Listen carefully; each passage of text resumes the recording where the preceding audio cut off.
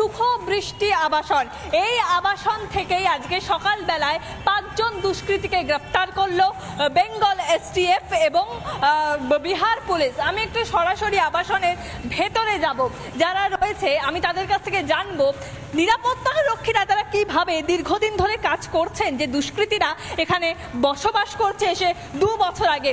এই যারা ছিল তারা দীর্ঘদিন ধরে এখানে বসবাস করে, তাদেরকে গ্রেফতার করলো কোথা থেকে? এই রাস্তার মোড় থেকে। আপনি জানেন সেটা? না না, বেশ, আপনি জানেন না, আপনি হয়তো সেই সময় ডিউটিরত ছিলেন না।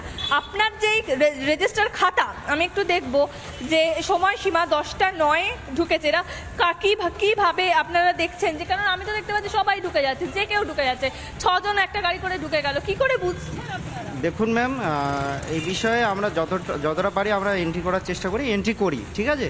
এবার এই বিষয়ে যদি আপনার ইনফরমেশন জানার হয় আপনি অফিসে গিয়ে কথা বলতে পারেন। আপনারা কিভাবে নাম লেখেন বা রেজিস্টার করেন যে কারা ঢুকছে, পরিচিত বা অপরিচিত? কমপ্লেক্সের মধ্যে যেগুলো আছে মানে যারা থাকে তাদের স্টিকার থাকে, ঠিক আছে।